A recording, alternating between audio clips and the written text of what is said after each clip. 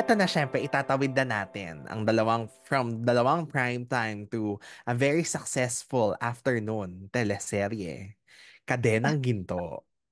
Pero I think dito kayo pinaka nag-all out pagdating sa camp, ano? Mm. Pero hindi siya intention na gawin nating Oo. campy. Hindi siya gano'n. Kaya lang, iba kasi may certain difference ang kwentuhan ng afternoon at ng prime eh. Yeah. Kasi kung tama yung alala ko, pag afternoon kasi may ibang ginagawa yung mga tao or nagsisiesta sila. So kailangan mo sila i-engage sa afternoon. Pero Mhm. in terms of hindi naman parang sinabi na dapat ang mandate dito yung kampi-kampi lang. Siyempre pa rin Ah, may pinagdadaanan may pinanggagalingan pa rin yung mga characters. yes. Pero I vividly remember parang ini-envision namin what we want for the show. Parang ang inano ko, the kontrabida should be larger than life. Mm-mm. So, pansinin mo, kahit yung pangalan, inano talaga namin, pinagtuunan namin ng yung detalye. Sabi ko, mag-veer away na tayo dun sa mga Spanish surname na di ba yun yung uso-uso dati? Yes. Oo. So sabi ko, I want a powerful surname na magta-transcend dun sa ano bang pinag-aawayan nitong mga to. So, at sa trivia, ang tagal namin nag-iisip ng pangalan, ng apelido, kasi yun yung pag-aawayan yung name. Oo. Meron kaming writer na ang apelido niya ay Mondragon. Aha, aha. Sabi ko, Mondragon, it's a very powerful name. So sabi ko, Mondragon yung gamitin natin. So, di ba pag napansin mo kahit sa script, Mondragon, Mondragon. So Oo. yun. So yun yung isa dun sa mga ano. So in terms of sabi ko, pipiling ako na para mag-work siya, kailangan yung kontrabida is larger than life. So sabi ko, hindi naman madaling gawin yun kasi kailangan, pag larger than life yung character, na hindi ka may eliminate. So sabi ko, paano natin ipa-fashion si Daniela? Sabi ko, isipin niyo yung character niya. She's a poor, si, nakalimutan ko yung term, pero mayaman siya, pero very poor siya in spirit, parang gano'n. Mhm. So parang, inano ko, ay hindi, yung si Daniela, yan, loka-loka yan. Pag may gimmick siya sa Makati, dapat pagpupunta siya ng Nabota, naka-helicopter siya. Ah, kaya ganun yung pilot. Okay. Yung opening scene niya, pero ang daming sinasabi sa character niya nung eksena na yon. Gano'n Oo. siya kaspo, gano'n niya tignan yung pera, alam mo yun, yung parang, gano'n siya ka-impatient, diba? Yung with that one scene, na siyempre mahala, kasi mag-hire ka talaga ng helicopter. Pero inano ko lang na sana matuloy siya kasi siya yung magsiset sa kontrabida. Ayun. Mm. Pa ang pagkakaalala ko, Miss Danix, ang KG, hindi siya, ano, di ba? Hindi siya yung talagang matagal na nakaplano. Parang, tama ba, biglaan ba ang ano nito, na may gagawin kayong ganitong show? Or nasa baul nyo lang siya, tas kailangan nang ilabas, parang ganun. Ang kadenang ginto galing sa meron kasi kaming ginagawa na parang nag-iipon kami ng mga concept. Oo. So yung concept din ng ginto hindi nang galing sa amin. So dindownload lang siya sa amin. Ah, okay. Na kasi pag tinignan mo different family dynamic siya, 'di ba? Yung kalaban mo technically tita mo. Yung parang Oo, oo. hindi naman magkaano si Francine sa kasi with the thrill of sinong nang rape kay Romina. Yeah. Nandun doon nagsimula lang. So, doon sa Mm-mm. nanggaling. Parang dinownload sa amin yung premise, tapos kami yung nagbuka, parang gano'n. Mm-mm. Tapos ito na ang mga nangyari. The rest is history. Charot.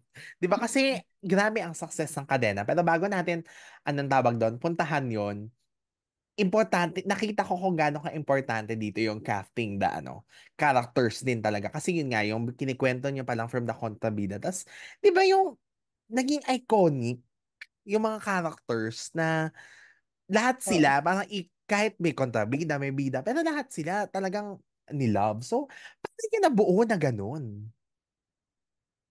Again, hindi naman siya pinaplano. Ano lang talaga Oo. siya, yung parang, pleasant surprise talaga siya. So, feeling ko, nag-start yun kasi nga, loka-loka din yung sila Dimples tsaka sila Beauty. Yung how Oo. they handle the character. Di ba parang si Dimples, yan ba yung role ko? Pero ko, Elisab ako na na pulang dress, na maglalakad ako sa gitna ng scout something. Oo. In fairness din naman sa mga gumawa ng show, nilaro din naman talaga nila para maging campy din. Yung ng pagiging campy niya, tumodo, alam mo yun, yung Oo. mag-stick ka pa rin talaga sa kwentuhan eh. Yung bakit na nag-start tong rivalry na to. Ayun. Yes. And yung plugs yan, di ba? Yan, nandun yung totoong camp. Yung mga plug, yung mga... Tsaka may mga gumagawa ng memes. Oo. Natatawa na lang kami. So, pero masaya naman kasi parang alam mo na tumututok din sila pag umi-ere yung show. Tsaka hindi ko alam kung tama yung alala ko, Jimpy. Hindi ko alam kung ang kalaban niya na ay Aldab Hindi na or yata. na, pero may malakas yan na kalaban eh. Kaya Oo. nahirapan din kami. Kasi ang afternoon din kasi ng GMA, malakas din. So Yes. parang ano natin to gagawin? Ayun, in fairness naman, yung yung paano siya nagawa, tulong-tulong talaga eh. Maganda yung pagka-direct, yung acting ng mga artista. Pag ang kontrabida talaga nagbigay, yan eh, half the battle won ka na. Kaya Mm-mm. very important pag pumipili ka ng kontrabida na sobrang willing, na kahit matapa at kahit mabash siya or yung hindi natatakot na mabash yun. Isa din yun sa mga strength ng pader. Oo. And si Dimples na talaga ang ano niya dyan. Kumbaga, naisip na siya ang pwedeng maging Daniela. Oo. Yung casting niyan parang wala namang naging second choice sa pagkakaalam. Mhm. Pati si Then, Beauty, siya na rin si Romina. siya talaga si Romina. Even, ano, Cassie and Marga. Ano na talaga Oo, to? si Francine Marga. and Andrea. Pero pag sinin mo yung pangalan, Oo, C and M ulit. si Mara si Clara, si Margot si Celine, si Cassie at si Marga. Marga. At sila Sin CM. Sinasadya niya ba yun? Pamahiin. Pamahiin namin. Dapat CM din yan. Malay mo naman, di ba? Oo. Ah, okay. Sinadya. Kasi yun nga yung common dito sa tatlong shows. Talaga. Oo. May iba na rin May nakapansin yan eh, na parang talaga. pagtapatan yung CM, ano siya, nag-work. Kaya So, di ba kami, may ah, isang show I remember, hindi ko nababanggitin ha, pero supposedly rivals din yung characters. Tapos nagkaroon ng duda na, hala, paano mag-work to? Ang hirap na nga ng spelling, hindi pa CM yung initials ng characters. So, pero in kasi may, fairness naman doon sa show, nag-work naman siya. Pero alam mo yun, yung nakakatawa na naging pati yun talaga ng agam-agam ng audience. Audience na to ha, hindi creators. may hatid na bertod kasi ang Mara Clara. So, Oo. minsan mapamahiin ako eh. What if mag-CM ulit tayo? Kaya yan naging Cassie tsaka Barga. Marga. Mhm. So, pinatter nyo talaga doon. Naman, parang lang, after, hindi naman after to, pero what if lang, ganun. Oo. Tapos naisip nyo na. Oo. Mhm. Ito Mapapansin pag-usap. mo rin yung mga characters na tumatawid na galing sa mga past show. Oo. Ayun. Pero ang hirap din for your part, ah. Kasi yun nga, kumbaga dito sa tapatan shows, pangatlo na to na pinag-usapan natin, pero parang kuhang-kuha niya naman yung formula. Pero at the same time, meron talagang bago lagi na naipapasok. Well, because of the changing times also, kasi nakita naman natin yung gaps ng years of these shows, di ba? Ayun, naman kami, ginaguide naman kami dyan, pagdating dyan. Kasi parang ang pinaka-importante, pag pareho yung tema ng mga ginagawa. Very particular ka with how, paano mo siya binabago. Oo. Kasi, mo yung formula na ito yung minahal nila, pero dapat may makita silang bago. So Mm-mm. yun, tulong-tulong naman dyan. Kasi yan yung yun ang napakahirap. Yung paano mo Mhm. babaguhin yung dynamics na minahal ng audience. So yun. Correct. Kasi syempre kapag kunyari may binago kayo, tas shocks, hindi nag-work. Mm-mm. Ang hirap din nun At ah. imagine mo yung Mara Clara 1 na halos black and white character lang sila. So, nagtatranscend siya na a little gray. Alam mo yun, light gray, Ah, dark gray, yan. Kasi ano, ayaw din naman ng mga tao ng parang caricature yung pinapanood nila. yes. So pag dinidesign mo yung character, inaalam mo ano ba yung magbi-build ng affinity sa audience kahit kontrabida to or kahit hindi. Mm. Ayun. Oh, ito na syempre ang mga iconic scenes. Parang sa out of this three shows, ito yung marami talaga na-produce na mga medyo campy na mga confrontation pero ang saya-sayang panoorin. Ang una na Naalala ko, dyan yung yung nagtapatan ng kutsilyo, si di ba ito, ang pinakabenta dito yung bloopers na nagtawanan sila right after, di ba? Pero pag pinanood mo sa TV, ang intense, yung binigyan sila ng kutsilyo ni Susan Africa. ah, alam mo kung saan galing yan? Alam mo kung paano tayo pinapagalitan ng mga nanay natin, Ah, pagkaaway natin yung kapatid natin. Ay, ah, magsaksakan kayo. So, inano lang namin siya sa screen. Ay, ko, magandang example. ah. Sige, magpatayan na kayo. Oo, 'Di tapos ba? inabutan na talaga. Oo, so parang gets ng audience, ganyan ako pagalitan ng nanay ko, eh. Ah, Inaabutan na, nagsasabi na, sige na, magsaksakan na kayo. Kasi nga, pag sobrang grabe na yung away, magpapatayan ba kayo? mm. Parang ganon. So yun, ganun naman kami humugot minsan sa mga personal na experience kung paano pagalitan ng magulang. Ito, I think ito yung extra, na talaga. Ito yung umextra. Yung naglagay ng scotch tape sa mansyon. Si Cassie. Oo.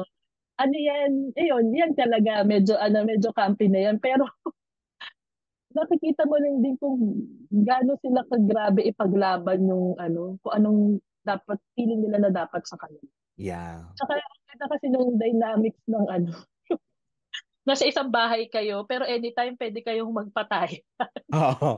So nakaka-add din ng layer yung fun sa panonood, yung scotch tape, yung packaging tape na Yes. hinahati. Oo. Ayun, parang ayun. Diba? Tapos magbaba ni Daniela. What is this? Yung mga ganun yung Hindi, tsaka diba? yung, paano yan? Wala akong kitchen. Oo.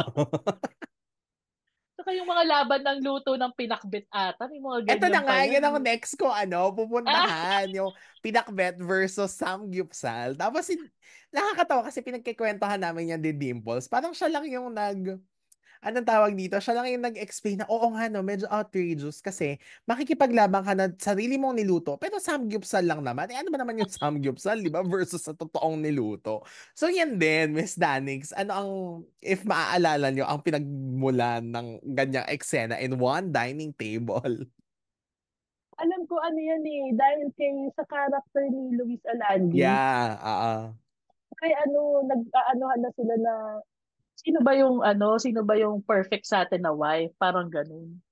Kasi mm may past si Luis Alandi tsaka yung character ni Beauty eh. Ano naman yan, in fairness naman, hindi naman siya bago na eksena na agawan, lalabanan ng recipe. Pero kasi yung the way inarte ni Beauty and ni Dimples, yung talaga, yung matatawa ka na, luka-luka talaga sila. oo. Ayun. Tsaka ipakain sa aso, yung mga ganon, di ba? Hindi, pero alam mo, for me ha, nagkaroon yun ng layer din sa character ni Dimples na, alam mo yung tumatapat siya, pero spoiled ako. Hindi ako Uh, magluluto. Luto-lutuan lang, di ba? Kasi nga yung dati, talaga makatapatan ng recipe, pasarapan, di ba? Kasarapan niya ng sardinas. Oo. Oy, pero ang ganda din bakit yun ang milieu din na naisip nyo? Ah, hindi ko na yan maalala. Pero kasi parang ewan ko, for me, looking back, parang ang ganda yung touch ng isang produkto na pangmasa. Aha. Pero nag-build ng isang empire na pag-aagawan nitong mga character na to. So parang pag tinignan mo, sardinas talaga yung pinag-aawayan. Sa ibang touch naman, wala tong yung pag nag-aagawan sila ng kumpanya, Oo. sardinas yung pinag-usapan nila. Baka part din yun yung pagiging campy. Yeah. Kasi diba, parang ang yayaman nila pero yung negosyo nila sardinas na pangma. Mhm. Ayun. Yung nagbilang ng barya, yung binayaran ng 1 million ba, pero nung pinambayad ni Beauty, may truck. Tapos, bakit yan? Ang gagawin ko sa truck? Biglang mga barya-barya pala ang laman. Hindi ko alam kung tama yung memory ko, pero personal experience kasi yan. Oh my gosh, okay. Hindi ganun na, pero Ah, naalala ko kasi yung time na nawalan ako ng trabaho, Kasi hindi ko sinasabi sa ibang tao. Ang nagbuhay sa akin, alkansya ko. Hmm. So yung pag kunyari pupunta ako sa cafeteria ng ABS, ang dala ko tigli ₱5. Kahit 100 pesos yung 200, yun yung binabayad ko. Oo. So, parang kung doon yun nanggaling, pero 'di ba, parang ang luka-luka talaga na, milyon, barya, Oo. magbilang ka, parang gano'n. Nakakatawa nga yun. Tsaka ang iconic din kasi ng acting ni ano ni Beauty tsaka ni Dimples. Diba? Gustong gusto ko yung ginanon yung barya, tapos naglabasan, di ba? Ang siraulo din talaga sila Oo. eh. Kaya, I think kailangan din talaga no, i-embrace ng actor yung character talaga para effectively ma-deliver. Tsaka feeling ko yung pagiging campy, parang dinidisimulan niya yung heaviness.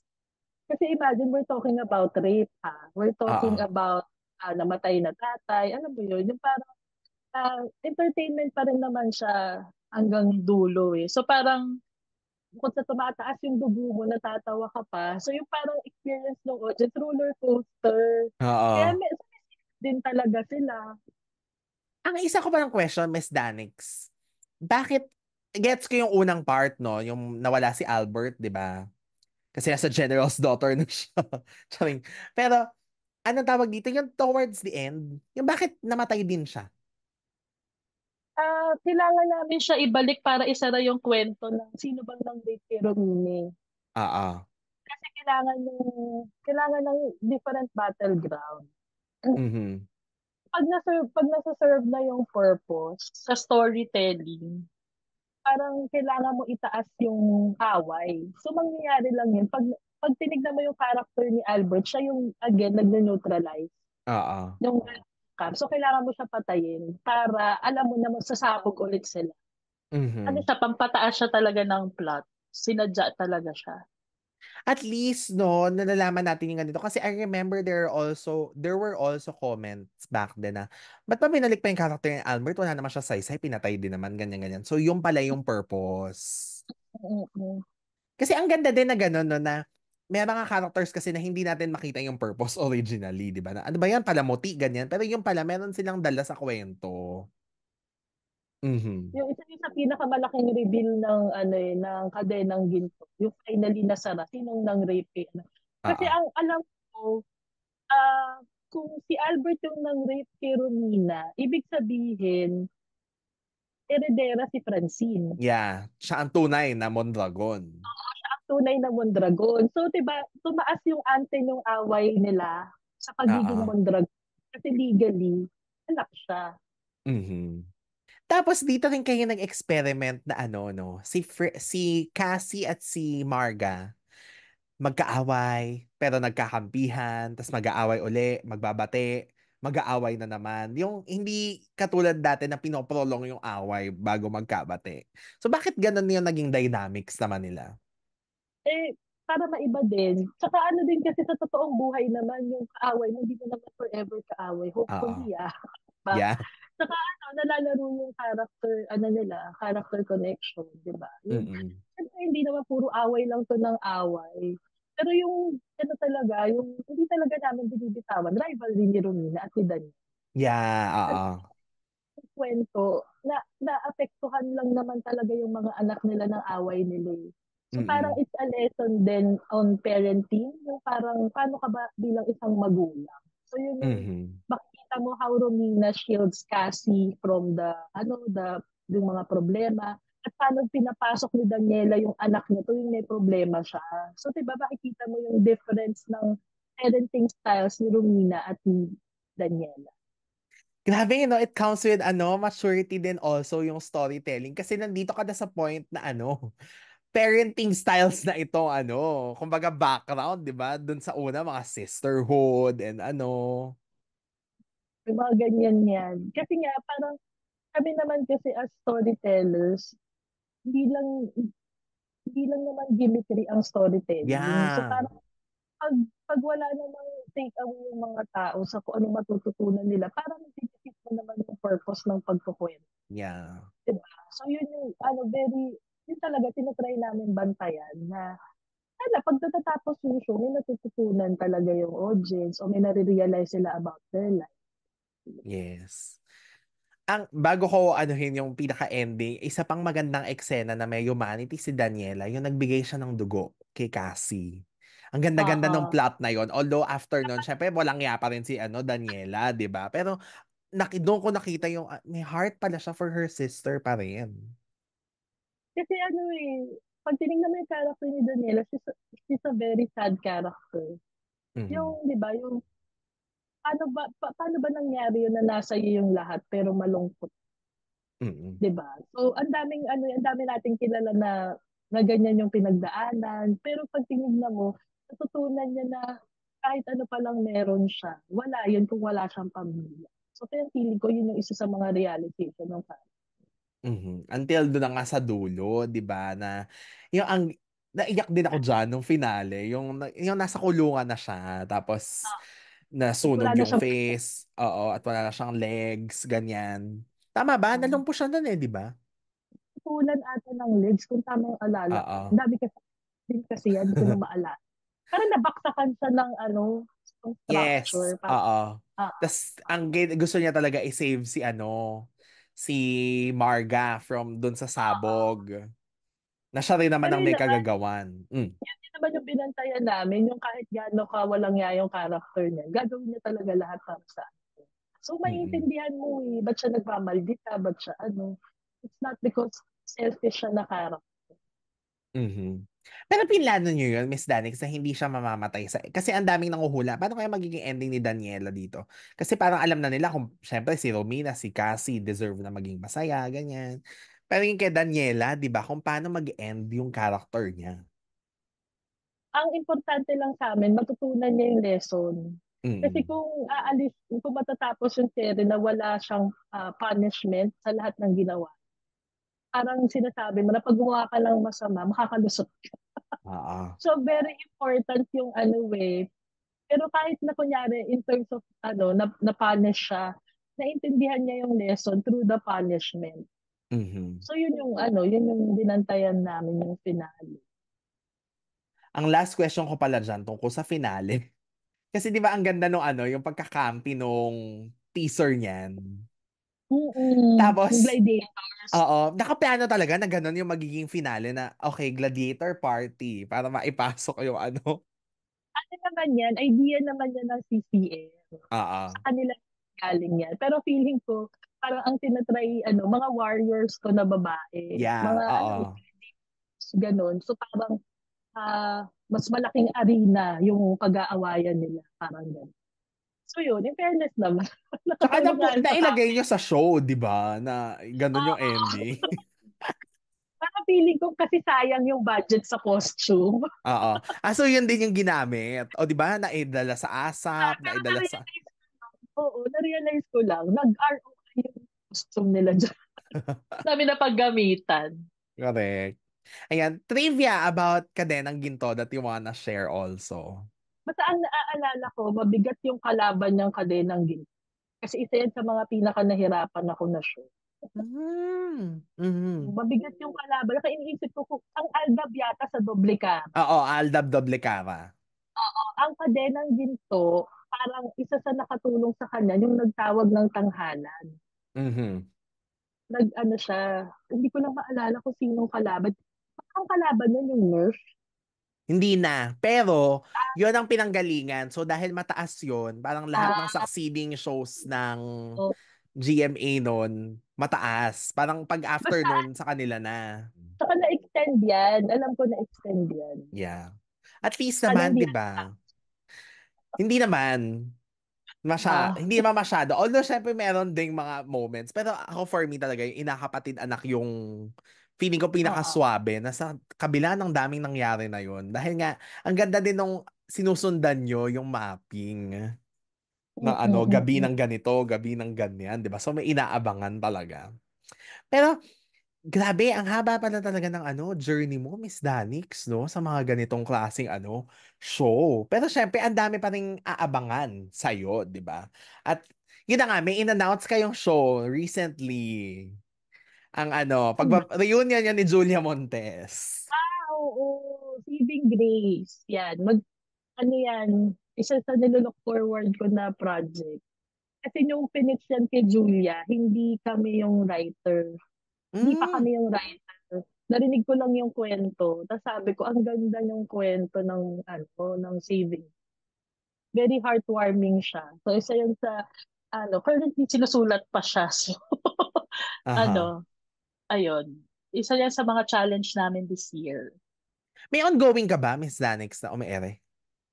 So, katatapos lang ng linlang, so Yeah. Saving Grace. Saving Mhm. Grace na kami ngayon. Yun na. Hindi kayo ang Lavender Fields. Ang Lavender Fields ay si Sir Joel Mercado. Ah, mhm. So, Yun. yun. Tapos syempre ongoing yung Sagrado and High Street sa mga Ah, Dreamscape. ah, ah. So, yan. Mhm. Yan yung sunod. Maganda, maganda yung kwento ng Saving Grace. Very heartwarming. Yung kasi parang, diba, ang dami nang umiere ngayon sa iba't ibang platforms. Pero, yung pinapakinggan ko siya, parang may feeling ako na, okay to, no? Kasi minsan we need a good cry. After Ah. lahat ng battles natin sa buhay and Mhm. hindi naman siya yung sobrang bigat or pero yung lang, yung it warms your heart. Yung sana yung gusto namin na. Oo. Hindi, tsaka at least maiba naman kasi 'di ba grabe ang whodunit ngayon. Parang lahat ng show merong aspect of sinong pumatay, kailan i-uncover yung pumatay. So ito baka breath of fresh air naman, finally. Saka Sharon Cuneta, yung Yeah. tagal ko na sana, magawa kami for siya. Kasi nga fan ako ni Sharon. Oo. So So yun. congratulations na tupad ang isa sa mga Oo, answered prayer naman siya. Sana maging smooth sailing yung pag-produce and Mm. pag Well, mahirap na madali ang gumawa ng 'di ba, adaptation. Ibang klaseng Oo. din. Ano, mas mahirap siya kaysa gumawa ka ng bago. Mhm. Kasi may parameters ka na kailangan sundin, eh. Although very naman ng Nippon TV, very open naman sila sa mga changes, sa mga Yeah. hindi naman sila nagre-restrict ng creativity. In fairness Mhm. sa Nippon TV. Ayun. Oh, ito Miss Danix, of course. Parang as a final note, how do you feel dito sa naging tagumpay nitong mga programa ng mga etong mga napag-usapan nating shows na talaga namang minahal ng tao. Feeling ko may gusto siya sabihin sa atin as tao, yung as audience, yung kung paano natin tignan yung buhay. Tsaka yung parang kailangan may moral compass tayo sa lahat ng gagawin natin. Ang Mhm. ang ano ko diyan, ang ruling ko diyan, alam mo yung signage sa the four-way Test. tracks. Oo. Hindi, the four-way test. Yun. Oo. Pasok ko kasi yun, parang yun yung inaano ko. Yung, ano nga yung four-way test? Nakalimutan Is ko. it the Wait lang. truth? Yung mga ganon. Oo. Ah, parang pag tinitignan mo naman yung kunyari yung kung paano naging successful ang isang show. Ako yung take away parati ng audience. And, ano, yung mga pagiging campy or is just an add-on. Yeah. Pag binabalikan ko, yun, yung mga learnings, yun yung pinaka-importante sa akin pag nag-create kami.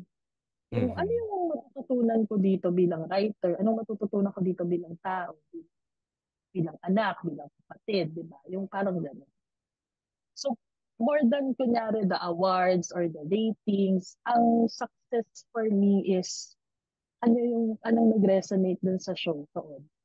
So, kahit hindi mag-rate yung show or pag may nagsabi lang sa akin na, "Uy, ito yung nangyari sa akin because pinanood ko yung show na ginawa niyo." Yun talaga yung sa akin, yun yung added bonus sa paggawa ng LSM. Mhm. Ang ganda, Miss Danix. Alam mo, nag-align tayo. Kasi, yun yung isa kong gusto sanang achieve talaga. Kaya natin pagkikwentuhan. Not, parang kasi di ba syempre ang mga tao nga ngayon, aliw na aliw dun sa camp, sa mga tapatan. Pero of course, we wanna have the audience see through that na hindi more than these yung kung ano talaga yung maiuuwi mo 'Di ba? Mm. Pagkatapos mong manood. Kaya ang ganda-ganda nung yung 'di ba yung kanina pinag-usapan natin kung paano niyo in-insert yung value especially sa character ni Mara, sa character ni Cassie, sa character nila Celine at Margot, 'di ba? So, ang ganda na dun din kayo talaga nag-ooperate, yung hindi lang basta may magawa lang na plot or whatever. Oo. So, iki-question mo din yung pagkatao mo nga. So, ba't ko ba ito naisip? Alam mo Oo. yun? 'Di ba? So, nakakatuwa naman. I think naman nag-resonate naman kasi syempre towards the end kahit sa mga kontrabida, 'di ba, ang importante is yung redeeming value talaga nila, 'di ba? Na nakuha naman ni at least ni Daniela talaga, 'di ba? Tsaka ni Clara na ano, na ang ganda din na na-set up nyo papunta doon. Mm-mm.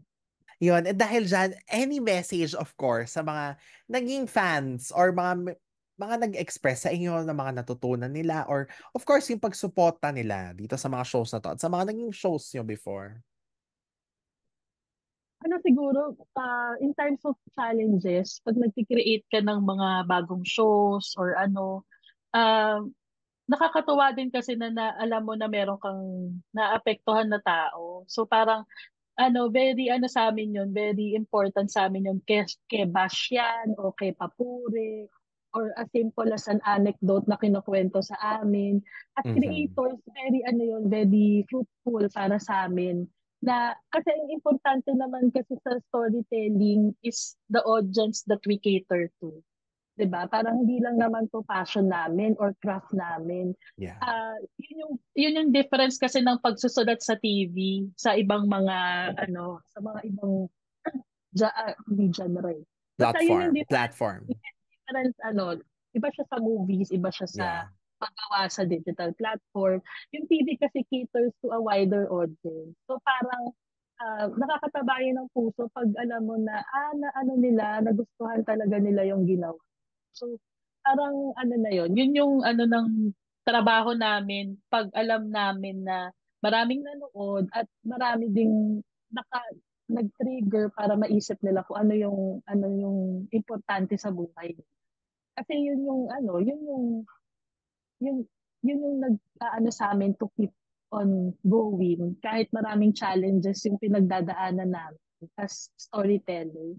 Kasi nga nagbago na yung mundo eh. Hindi na lang to TV eh. May mga ibang platforms ka na ang dami ding kwento, ang dami ding Yeah. ano. So yun, at the end of the day, I would always imagine a child in front of a TV when we're doing project. At paano ko maaano tong batang to? Na paglaki niya, meron siyang sariling set of values, 'di ba? Yung parang para ka na rin nagpalaki ng anak, para kang nagluwal ng anak. Hindi mo nga lang siya kilala, pero in a way, nababago mo yung buhay. So, Yeah. yun yung gift sa amin as Mm. storyteller. At least in a positive way, 'di ba? Na nabago ang ano. Ayun. Yeah. Wow. And with that, thank you so much, Miss Danix, for Thank saying you, Tia. yes and for sharing the stories behind these shows. I'm sure ang dami pa nito. Ay, hindi lang ito sana mga teleserye ano natin pag-uusapan. Sana meron pa tayong next session. Pero thank you for walking us through your process also and nakakatuwa to hear yung mga kwento, 'di ba, na hindi naman natin talagang naririnig on a normal basis. Lalo na, of course, thank you for, alam mo yun, anong tawag dito, parang translating your purpose into entertainment and nakikita kung paano nababago ang buhay ng mga tao with the projects that you do. Yeah, thank you, Yan. Lee. Salamat. And with that, sa mga ano natin, no, sa mga listeners natin, sa mga nanood at nakinig sa atin, sana kayo ay maraming natutunan from Miss Danix at sa lahat ng mga naikwento namin for today. So, huwag niyo kalimutang i-follow ang Rewind sa lahat ng platforms kung nasan man kayo. And kayo, Miss Danix, saan kayo pwedeng Ah, open ba ang inyong mga social media? oo, kasi minsan pag nagpi-feedback sa shows, okay naman kahit nga binabash, papakulit ka Yeah. ako ng chat. Kasi So, saan? nakakatawa yung magpo-promote. Oh, di ba? Danix8. Usually yun lang naman yung handle ko sa social media. So, Mm-mm. oo, wag lang masyadong masakit ka.